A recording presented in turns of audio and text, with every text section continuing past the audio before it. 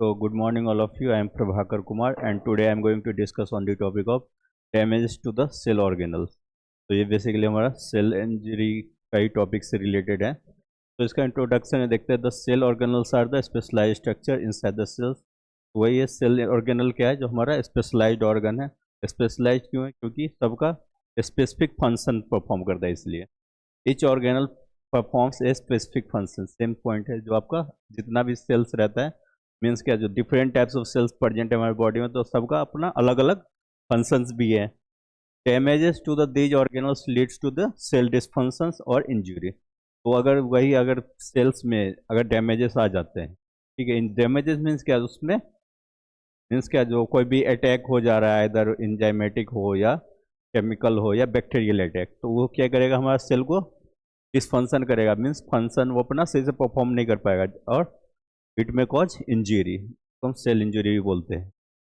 तो severe damage में result in the cell death और नेक्रोसिस और एपोप्टोसिस।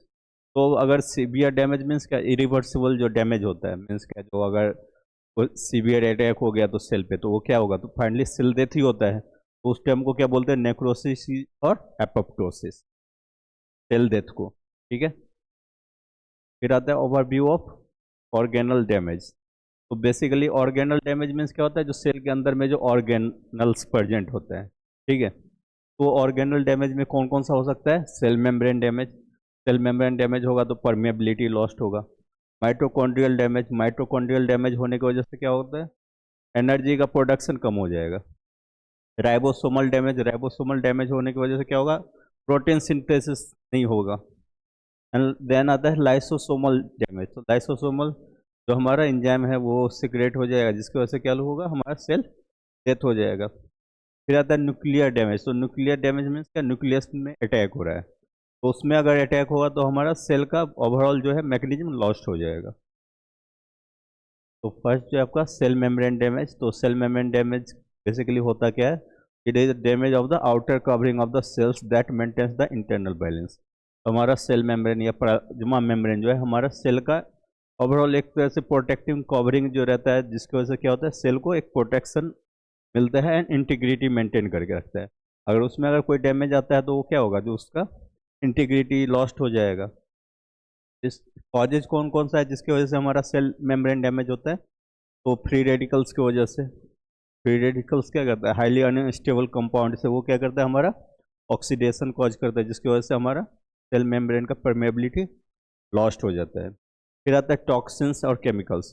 टॉक्सिन मीन्स क्या होता है, पॉइजन। ठीक है, टॉक्सिन मीन्स पॉइजन हो गया, या अदर केमिकल सब्सटेंस, ड्रग्स भी हो सकता है या अदर केमिकल कंपोनेंट है। फिर आता है इन्फेक्शंस। तो इन्फेक्शंस भी अगर बैक्टीरियल या एक वायरल इन्फेक्शन होने की वजह से भी ये जो हमारा सेल मेम्ब्रेन को डैमेज करता है। तो इससे डैमेज होने का कौन कौन सा इफेक्ट शो करेगा? ठीक है, तो बेसिकली क्या होगा, loss of cell integrity, cell का इंटीग्रिटी लॉस्ट हो जाएगा। फिर आता है leakages of the cellular content. Leakage means क्या, जो हमारा सेल का जो अंदर का जो कंपोनेंट था साइटोप्लाज्म में, तो वो उसका भी लीकेजेस हो जाएगा। ठीक है, फिर क्या है, influx of the calcium and sodium. जो हमारा कैल्शियम एंड सोडियम आयन कुछ भी सेल के अंदर जा सकता है या बाहर आ सकता है। ठीक है, फिर आता है consequences of the cell membrane damage. तो बेसिकली क्या क्या सब होता है, सेल स्वेलिंग। सेल स्वेलिंग होगा तो मतलब क्या होगा, जो सेल में वाटर कंटेंट बढ़ते जाएगा, जिसकी वजह से क्या होगा, स्वेलिंग हो जाएगा। एंड एक टाइम आएगा जो आपका ब्रस्ट भी हो सकता है। फिर आता है एंजाइम लीकेज। जो हमारा एंजाइम जो प्रेजेंट है सेल के अंदर में, उसका भी लीकेज हो सकता है, क्योंकि परमेबिलिटी तो लॉस्ट हो चुका है। फिर आता है loss of ionic balance. Obviously जब इंटीग्रिटी लॉस्ट है तो कुछ भी हमारा इन सेल में इनफ्लक्स या इफ्लक्स हो सकता है। फिर आता है it leads to the irreversible cell injury if severe. अगर सीवियरली ये कॉज करता है तो क्या होगा, इरिवर्सिबल चेंजेस होगा। इरिवर्सिबल चेंजेस मीन्स क्या, सेल डेथ। ठीक है, फिर आता है आपका माइटोकॉन्ड्रियल डैमेज। तो माइटोकॉन्ड्रियल डैमेज मीन्स क्या होता है, जो आपका जो माइटोकॉन्ड्रिया जो हमारा है, ठीक है, उसमें डैमेज कर रहा है। मीन्स क्या, जो अब हमारा एनर्जी का प्रोडक्शन को डिस्ट्रॉय कर दे रहा है। ठीक है, यानी तो कम कर दे रहा है। तो इसका मेन कॉजेज कौन कौन सा रहता है? पहला तो ऑक्सीजन का कंसंट्रेशन कम होने की वजह से। वो उस कंडीशन को क्या बोलते हैं, हाइपोक्सिया। सेकेंड जो है सो आपका पॉइजन की वजह से होता है, ठीक है। थर्ड जो है आपका कैल्शियम का कंसंट्रेशन जब ज़्यादा हो जाता है, ठीक है, कैल्शियम का कंसंट्रेशन बढ़ेगा तो वो क्या करता है, कॉन्ट्रैक्शन करता है। कॉन्ट्रैक्शन करने में एनर्जी का कंजम्पशन भी तो बढ़ता है ना। कोई भी हमारा सेल जब इफेक्टिवली कॉन्ट्रैक्ट करेगा तो उसको एनर्जी भी तो चाहिए, ठीक है। तो इस सब जो फैक्टर्स वो हम क्या करता है, माइटोकॉन्ड्रियल डैमेज को इनिशिएट कर रहा है, ठीक है। फिर आता है जो इफेक्ट्स ऑफ माइटोकॉन्ड्रियल डैमेज, जो कौन मतलब माइटोकॉन्ड्रिया में अगर डैमेज होता है तो कौन कौन सा इफेक्ट शो करता है। तो बेसिकली तो पहले क्या करेगा, एटीपी का प्रोडक्शन को डिक्रीज करेगा। देन आता है energy failure in the cells. तो एनर्जी एटीपी का प्रोडक्शन ही नहीं हो रहा है तो ओवरऑल क्या होगा, जो सेल को एनर्जी भी नहीं मिलेगा। एंड एनर्जी नहीं मिलेगा जिसकी वजह से क्या होगा, जो हमारा सेल वीक हो जाएगा या फंक्शनलेस हो जाएगा। फिर आता है increase formation of reactive oxygen species. ROS का फॉर्मेशन भी चालू हो जाता है, ठीक है। आरओएस का फॉर्मेशन चालू होगा तो वो क्या करता है, हमारा एपोप्टोसिस कॉज करता है, प्रोग्राम सेल डेथ। ये क्या करेगा, हमारा सेल को मीन्स क्या है, जो सेल डेथ में ये प्रोसेस जो आता है प्रोग्रामेबल सेल डेथ, ठीक है, तो उसमें ये हेल्प करता है। तो ये होने का एक फायदा भी ज़्यादातर रहता है कैंसर वाला डिजॉर्डर में। कैंसर में क्या होता है, अनकंट्रोल सेल डिवीजन होता है। जो हमारा एक होता है ना, लिमिट से ज़्यादा सेल ग्रोथ होते रहता है, तो वहाँ पे एपोप्टोसिस क्या होता है, फायदे के लिए होता है, ठीक है। फिर आता है एनर्जी फेल्यूर और ATP depletion. Energy failure means क्या है, जो आपका एनर्जी का जो प्रोडक्शन हो रहा था नॉर्मल स्टेज में तो अभी नहीं हो रहा है। ये किस रीजन से हो सकता है, जो आपका एटीपी का जो प्रोडक्शन होता है उसका डिप्लीशन मीन्स क्या है, जो डिक्रीज, ठीक है। पहला क्या है, एटीपी इज एसेंशियल फॉर, तो एटीपी का जरूरत कब पड़ता है, एक्टिव ट्रांसपोर्ट में। ट्रांसपोर्ट में देखे थे ना, एक्टिव में क्या होता है, एनर्जी रिक्वायर होता है ना, लोअर कंसंट्रेशन से हायर कंसंट्रेशन मूवमेंट में। फिर आता है प्रोटीन सिंथेसिस में भी चाहिए। देन सेल सर्वाइवल या सेल ग्रोथ में भी चाहिए एनर्जी। फिर आता है आपका lack of ATP leads to, अगर एटीपी का कंसंट्रेशन अगर कम हो जाएगा, कमी हो जाएगा तो क्या क्या प्रॉब्लम हो सकता है, failure in the ion pump, ठीक है। फिर आता है cell swelling and cell death, clear. फिर आता है राइबोसोम डैमेज। तो राइबोसोम्स डैमेज मीन्स क्या, जो हमारा जो राइबोसोम्स जो है प्रेजेंट सेल में उसमें डैमेजेस हो रहा है, जिसकी वजह से क्या होता है, प्रोटीन प्रोडक्शन में इफेक्ट करेगा। तो इसका मेन कॉजेज क्या है, वही toxins, viral infections and nutritional deficiency. तो न्यूट्रिशनल डिफिशियंसी भी जो है ना हमारा स्टिमुलाई का काम करता है जब सेल डेथ होता है, ठीक है, यानी तो सेल इंजरी में। क्योंकि न्यूट्रिशन अगर नहीं मिलेगा तो क्या होगा, बॉडी वीक होगा।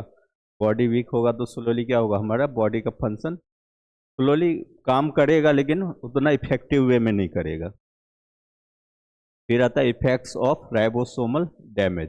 तो राइबोसोम्स में डैमेज आ रहा है तो उससे क्या क्या सब कॉम्प्लिकेशन पड़ेगा। तो पहला तो राइबोसोम्स क्या करता है, प्रोटीन सिंथेसिस करता है, तो प्रोटीन सिंथेसिस कम हो जाएगा, ठीक है। फिर आता है second one, accumulation of misfolded protein. जो हमारा जो मिसफोल्ड प्रोटीन मीन्स क्या, डिनेचर्ड जो होता है, ठीक है, जो प्रोटीन है लेकिन वो हमारा इफिकेसी मीन्स क्या, जो जिस काम के लिए उसका प्रोडक्शन हुआ है वो, जैसे हमारा इरिथ्रोसाइट होता है ना, erythrocyte means RBC, normally by concave structure रहता है। लेकिन सिकल सेल एनीमिया में कैसा होता है, कोमा शेप। तो वो भी हमारा रेड ब्लड सेल्स ही है लेकिन वो फंक्शनलेस है, ठीक है, क्लियर। फिर आता है लॉस ऑफ सेल फंक्शंस। तो हमारा फाइनली क्या होगा, सेल जो अपना फंक्शन भी लॉस्ट कर देगा, क्योंकि हमारा सेलुलर कॉम्प में जो प्रोटीन मेजर रोल प्ले करता है, वो कैरियर का भी काम करता है, सेप्टर में भी रहता है, बहुत सारा फंक्शन भी परफॉर्म करता है। देन आता है slowing the cell repair process. ये क्या करता है, सेल इंजरी होने के बाद जो कभी कभी होता है ना, जो हमारा सेल रिपेयर होता है, ठीक है, जैसे हमारा कट जाता है कहीं पे भी फिंगर आर में तो हमारा टिश्यू रिपेयर होता है ना, तभी तो वुंड हील होता है। तो प्रोसेस को ये क्या कर देता है, डिले कर देता है, मीन्स होगा लेकिन बहुत स्लो रेट से होगा, क्लियर। फिर आता है आपका लाइसोसोमल डैमेज। तो लाइसोसोमल डैमेज क्या है, the lysosomes containing the digestive enzyme that break down waste. तो हमारा लाइसोसोम क्या है, जो डाइजेस्टिव एंजाइम्स रहता है लेकिन उसको सुसाइडल बैग भी बोलते हैं। वो क्या करता है ना, जब कोई सा भी पैथोजेनिक अटैक होता है हमारा सेल में तो वो क्या करता है, ब्रस्ट हो जाता है, जिसकी वजह से सेल को किल कर देता है या डिस्ट्रॉय कर देता है। ठीक है, तो ये इसका मेन कॉजेस क्या रहता है अपना, ऑक्सीडेटिव स्ट्रेस होता है तो उस वक्त भी हमारा लाइसोसोमल डैमेज होता है। फिर आता है सीवियर इंजरी, अगर सेल में सीवियर इंजरी हो गया, अगर एक्सीडेंटल हो या पैथोजेनिक हो, उसमें भी होगा, और इन्फेक्शंस में भी होगा। इन्फेक्शन में मैक्सिमम होता है ये, ठीक है, क्योंकि कोई भी फॉरेन सब्सटेंस आता है तो लाइसोसोम जो है ब्रस्ट होके बैक्टीरिया जो या पैथोजेंस को भी किल करता है, सेल को भी, इन्फेक्टेड सेल्स को भी ये किल करता है। फिर आता है effects of lysosomal enzymes release, तो ये हमारा लाइसोसोमल एंजाइम रिलीज में क्या इफेक्ट को करता है। तो release of hydrolytic enzymes, hydrolytic means क्या, जो वाटर्स को ब्रेक करता है, ठीक है। हाइड्रो मीन्स क्या होता है, वाटर, लाइटिक मीन्स जो वाटर को ब्रेक करता है, तो उस एंजाइम को ये रिलीज करता है। वो एंजाइम रिलीज होगा जिसकी वजह से क्या होता है, हमारा सेल को फाइनली क्या करेगा, ब्रेक कर देगा, सेल लाइसिस करता है। तो digestion of the cell components और ऑटोलाइसिस, ऑटोलाइसिस, ऑटो मीन्स क्या होता है self, lysis means break down. तो सेल्फ ब्रेक डाउन कब होता है, जब कोई सुसाइड करता है, तो इसलिए उसको क्या बोलते हैं, सुसाइडल बैग।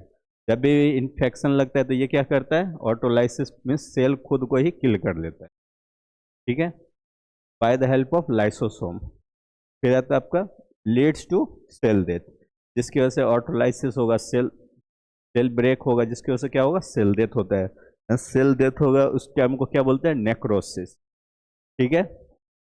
एक होता है एपोप्टोसिस, एक होता है नेक्रोसिस। एपोप्टोसिस क्या होगा, प्रोग्रामेबल सेल डेथ, ठीक है। फिर आता है आपका न्यूक्लियर डैमेज, जो हमारा न्यूक्लियस में जो डैमेज आ रहा है, तो इसमें क्या है, जो damage to the nucleus effect the genetic material, तो ये क्या करेगा, हमारे जेनेटिक मटेरियल में ही इम्पैक्ट करेगा, ठीक है। तो इसकी वजह से मेन कॉजेस क्या रहता है हमारा न्यूक्लियर डैमेज का, तो ज़्यादातर रेडिएशंस की वजह से होता है। फिर होता है केमिकल्स, फिर आता है वायरल इन्फेक्शन। तो वायरल इन्फेक्शन इसलिए होता है ना, क्योंकि वायरस क्या करता है ना, जेनेटिक सीक्वेंस को चेंज कर देता है, ठीक है, इसलिए वायरल इन्फेक्शन ही ज़्यादा इम्पैक्ट करता है न्यूक्लियर डैमेज पे। फिर आता है इफेक्ट्स ऑफ न्यूक्लियर डैमेज, तो क्या क्या सब कॉम्प्लिकेशन हो सकता है, तो डीएनए म्यूटेशन, डीएनए में चेंजेस आ जाएगा, अनडिफ्रेंशिएटेड वेरिएशन को क्या बोलते हैं, म्यूटेशन, ठीक है। फिर आता है impaired cell division, impaired cell division means क्या है, जो हमारा रेगुलेटेड नहीं है, जैसे कैंसर में क्या होता है, इम्पेयर्ड, ठीक है, मीन्स वो सेल डिवीजन कंट्रोल वे में नहीं रहता है, अनकंट्रोल सेल डिवीजन होते रहता है। फिर आता है एक्टिवेशन ऑफ एपोप्टोसिस, अगर एक्टिवेशन ऑफ एपोप्टोसिस हो जाएगा तो ये क्या होता है, हमारा रेगुलेटेड रहता है सेल डेथ, तो ये अगर एक्टिवेट हो जाएगा तो मीन्स क्या, बहुत सारा सेल जो है डेथ होना शुरू कर देगा, ठीक है। फिर आता है लॉस ऑफ जेनेटिक कंट्रोल, तो हमारा जेनेटिक ऑब्वियसली जब डीएनए में ही चेंजेस ला रहा है, तो जिसकी वजह से क्या है, जो जो भी अपकमिंग जो सीक्वेंस होगा वो टोटली डिफरेंट होगा, ठीक है।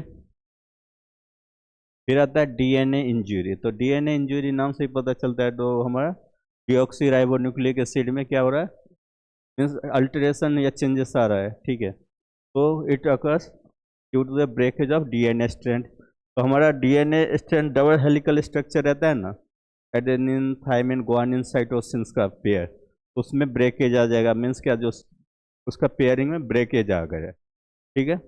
इसकी वजह से क्या होता है, error in replication, replication means क्या होता है, उसका डुप्लीकेट फॉर्म करने में प्रॉब्लम करेगा, उसमें होता है transcription, replication and translation, and इसकी वजह से ये क्या कॉज करेगा, cancer, cell death and genetic disorder. तो हम बताए थे कैंसर में क्या होता है, जो अनकंट्रोल सेल डिवीजन या इम्पेयर सेल ग्रोथ, देन क्या है आपका, सेल डेथ होगा, जिस कैसे होगा सेल डेथ, क्योंकि वो क्या करता है, हमारा एपोप्टोसिस को एक्टिवेट कर देता है। एपोप्टोसिस नेक्रोसिस में क्या डिफरेंस है, एपोप्टोसिस में प्रोग्रामेबल सेल डेथ होता है, मीन्स हमारा बॉडी खुद रेगुलेट उसको करता है।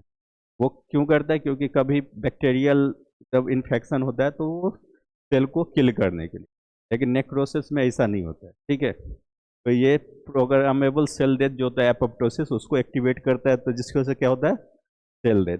और जो हमारा इम्पेयर्ड जो है सेल ग्रोथ, उसकी वजह से क्या होता है, कैंसर, ठीक है। एंड जो हमारा डीएनए में जो म्यूटेशन वेरिएशन आ रहा है, जिसकी वजह से क्या होता है, जेनेटिक डिसऑर्डर, क्लियर। फिर आता है रिवर्सिबल और इरिवर्सिबल इंजरी, तो इसके बारे में तो पहले से पता ही है, रिवर्सिबल क्या होता है, जो हमारा जो हेल्दी सेल्स जो है, जब कोई भी हार्मफुल स्टिमुलाई का एक्सपोजर में आता है तो वो क्या होता है, थोड़ा देर के लिए इन्फेक्टेड या डैमेज हो जाता है, फिर से जैसे उसका ट्रीटमेंट चलता है तो फिर से वो हेल्दी स्टेट में आ जाता है। तो माइल्ड डैमेज होता है, मीन्स सेल में बहुत कम मिनिमल डैमेज होता है, और सेल कैन रिकवर, सेल जो है फिर से नॉर्मल स्टेज में पहुंच जाता है। लेकिन इरिवर्सिबल में क्या है, जो सीवियर डैमेज होता है, एंड फाइनली जो क्या होता है, it leads to cell death.